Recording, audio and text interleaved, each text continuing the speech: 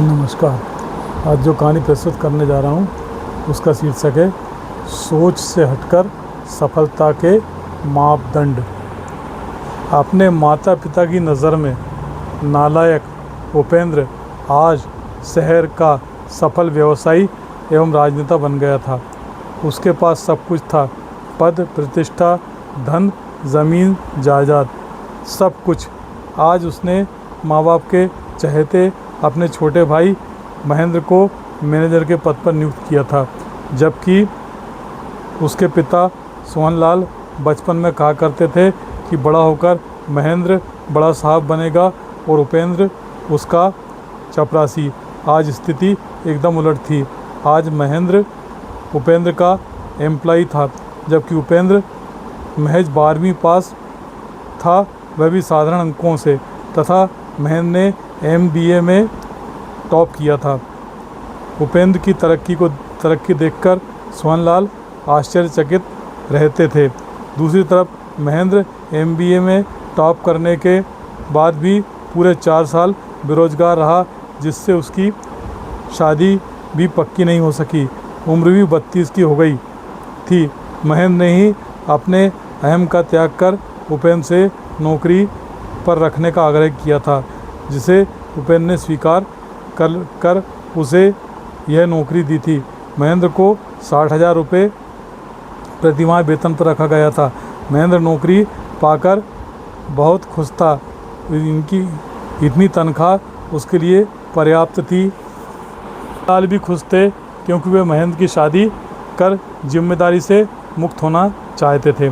उपेंद्र जरूर 12वीं पास था, लेकिन उसकी पत्नी देवयानी M.Tech होने के साथ ही MBA भी थी तथा उपेंद्र के कारोबार को अच्छी तरह संभाल रही थी।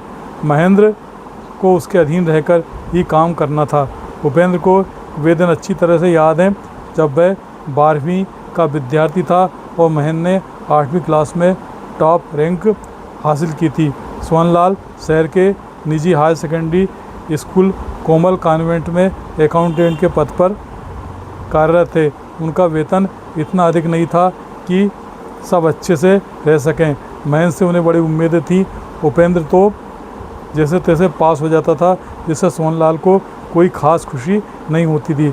12वीं में कम अंक होने के कारण किसी अच्छे कॉलेज में उसका एडमिशन नहीं हो सक रहा था और सोहनलाल की हैसियत ऐसी नहीं थी कि दोनों बेटों को महंगे शिक्षण संस्थान में पढ़ा सकें। सो उपेंद्र ने ही पढ़ाई छोड़ने का निर्णय ले लिया।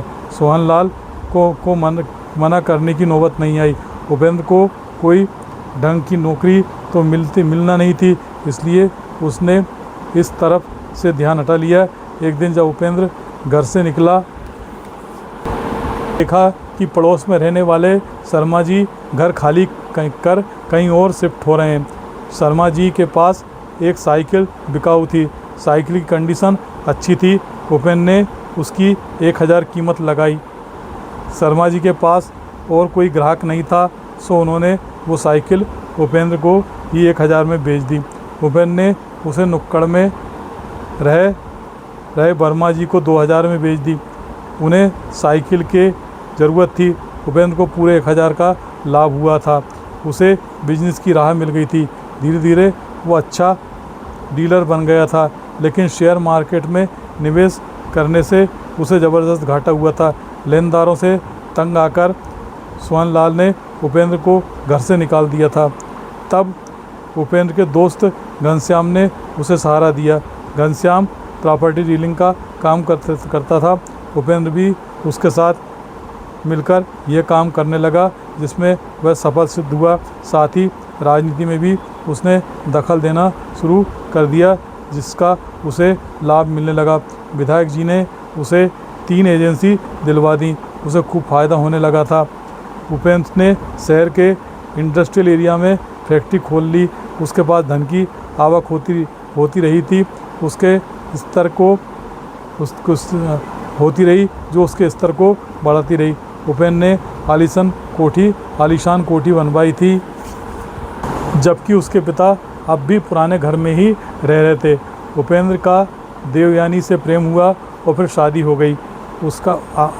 आज उपेंद्र शहर का माना हुआ कारोबारी था। इसी कारण वह महेंद्र को नौकरी देने में सफल हो सका था।